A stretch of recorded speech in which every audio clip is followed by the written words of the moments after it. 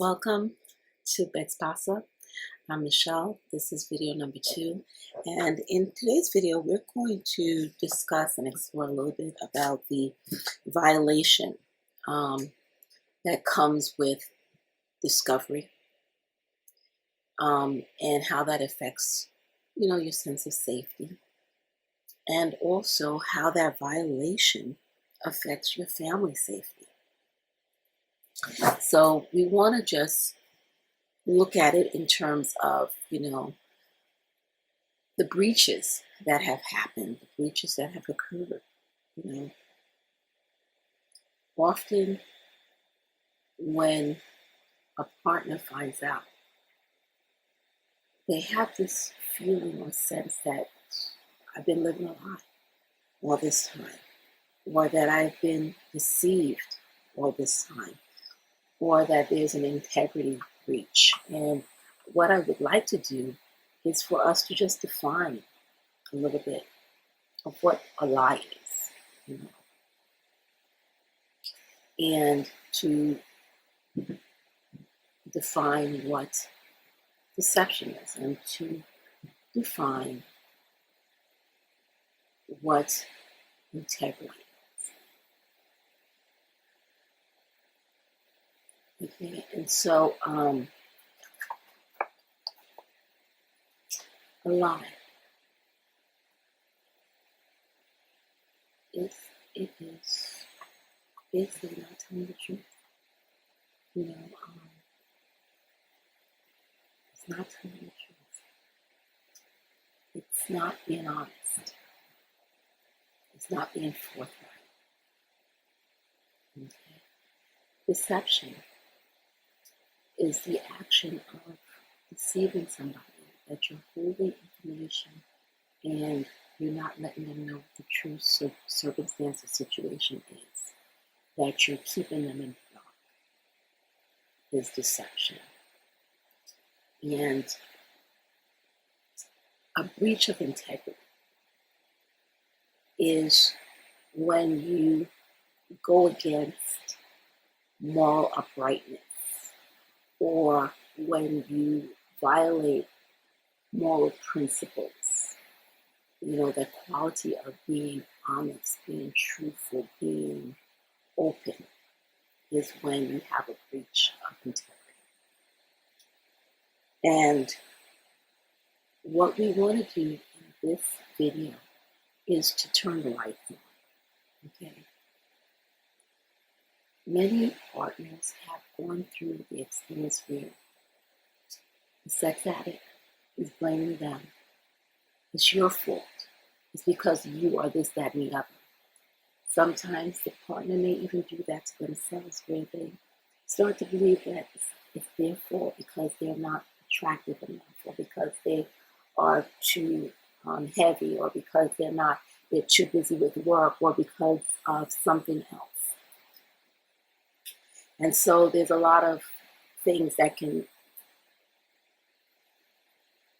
cause a partner to start to blame herself, or to look at herself more critically in this situation. And what we want to do is to call a spade a spade. Okay, we want to be able to transfer ownership from you, the partner, to the sex addict where it belongs. Did you breach integrity? Did you breach your relationship vows? Did you operate in a way that was not honest, or that you were not being forthright? Were you deceptive? Were you the one that was lying? No, you were not lying. Okay? And so the responsibility and accountability lies on the side of the sex addict. And by turning on the light, hopefully you'll be able to start to free you from that sense of responsibility, the guilt, some of the shame even. And so I want you just to take out some paper or to use a sheet that comes with this video. And I want you to write out the lines. You know, you may not remember all of them, but there might be one or two or three that might be standing out in your mind that keep playing over and over and over and over in your head. And every time you remember it, you get triggered. Every time you think on it, you let your mind wander on it, you get angry. It causes you to go into certain feelings. Okay? And so I want you just to write that out. I want you to release that. Okay? This is alive. And state emphatically, I am not responsible for his lies. I am not responsible for his lies. He's responsible for them. He is accountable for them. It was his choice to lie. I did not make him. Okay? To absolve yourself of that responsibility, even unconsciously, that you want to give him what he's responsible for, and you want to hold on to what you're responsible for. You're responsible for how you respond to what you choose to do in light of the lies. You're not responsible for the lie. Okay? Because you might get upset does not justify him lying to you. Because you might get angry or that you might raise your voice does not justify him lying to you. Him lying to you was a breach in terms of your agreement for your relationship. Okay? And he's responsible for that. On another part of your paper, I want you just to write out, he deceived me by doing this, that, and the other. List all the ways that you feel, that you believe, and that you even think that he deceived you. Okay? Just write those out. And again, it is to get it out of your head and on the paper, so this way you can start to look at it more critically, that you can actually examine it. Okay? And we're going to explore a little bit, well, how does this make me feel? How do I feel about him deceiving me? How do I feel about him lying to me? How do I feel about that? You know, what does this say about him? You know, and you might even want to go a step further. You know, why would he think that that's okay for him to lie to me, to deceive me? And why would he think that I'll be okay with that? You know, and it is acceptable and understandable not to be okay with that. Okay? Now, how you decide that you're going to respond to this, it's up to you. There's no right or wrong. You might say, well, I can totally understand. I can totally get why he lied to me. I can totally get why he deceived me about this, that, and the other, but not about this, that, and the other. Fine.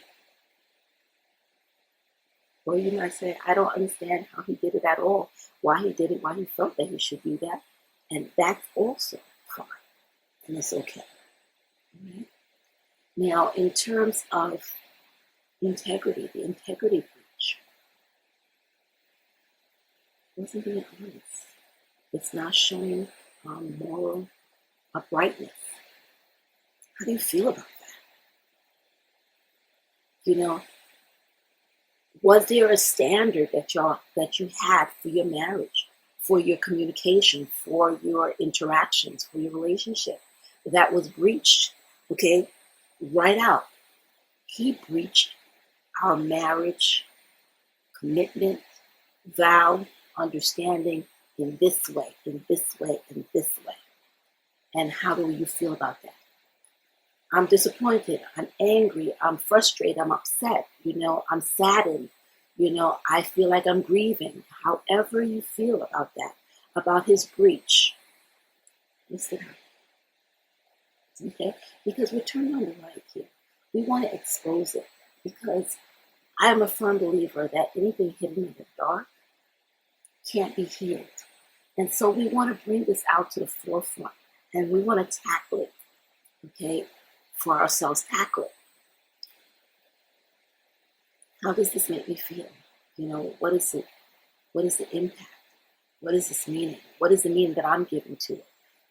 How am I interpreting this? What is the significance or meaning I'm going to give to this? It's about you. It's about you as a partner. Okay, turning on the light and saying, something, I'm going to deal with this in the light. And I'm not going to hide. I'm not going to pretend. I'm not going to ignore. But I'm going to actually deal with this because I need to feel safe. I need to actually start to heal. I need to begin my process. And I can't begin my process with this stuff underneath, bubbling, festering. Think of it. If you had a cut and you don't clean it out, things will start to fester in you, infected, maybe get worse. And then by the time you take off the Band-Aid thinking that you did something, but you didn't clean it off, you take off the Band-Aid, it's going to smell. It's going to be worse than when it was before. What you're going through is painful. It is hurtful. It may feel like you're just hemorrhaging with pain. The damage that has been done. It's significant. It's significant. But part of being able to heal is dealing with it in the open, dealing with your feelings, and being able to express them. This is how I feel. Not necessarily expressing to your spouse right now, but to yourself, getting it out on paper. What might even be helpful is just to have a recorder and just record it. You just go off, so to speak, just letting it all out.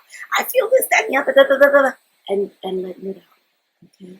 And again, it is releasing the stress because this is stressful and it's traumatic. And it's giving voice. It's giving voice to what it is that you're feeling. It's giving voice to your pain. It's giving voice to your anguish right now. And that's all right. Okay? It's all right. Because you're here right now doesn't mean that you're going to stay here. But this is where you are right now. And so you want to be able to release that. Okay? And so in the exercises, after you finish, dealing with the lies and the deception and the integrity breaches and how you feel about those, well, what does it communicate to you? Okay. The fact that he lied, what does it communicate? The fact that he deceived, what does it communicate? The fact that he breached, he had an integrity breach, what does that communicate to you? Now, what I'm going to include in this is a values assessment sheet.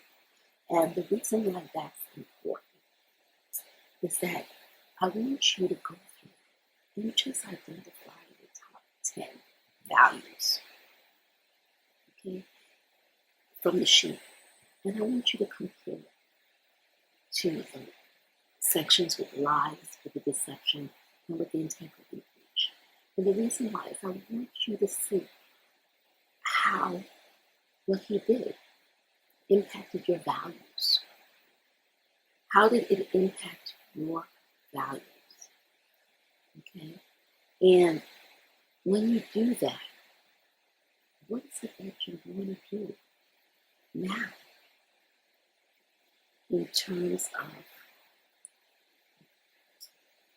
securing your values or continue to uphold and establish them?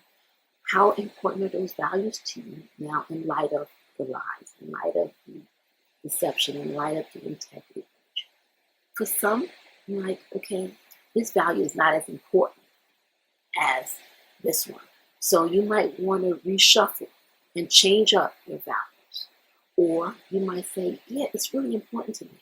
And going forward, these are the values that need to be established in my relationships going forward. That these are unnegotiable values. That's fine. Okay. But exercise is really to help you just become aware of what it is that you value and how what happened to you breached your value system, breached your value system. Okay, so I want you just to look at that, okay, and decide for yourself. And then we'll be able to explore that a little bit more later on.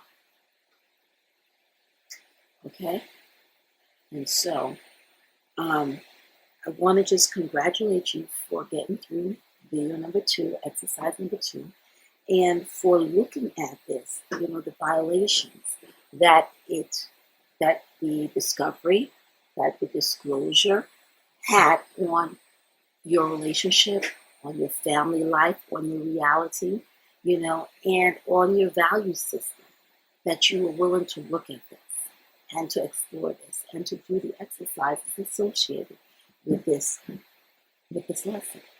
Okay? Huge steps. And I commend you for it. Okay? I celebrate you for it. Right? Thank you so much for tuning in. I'm Michelle from BECTSPSA, the Breathe Easy Coach.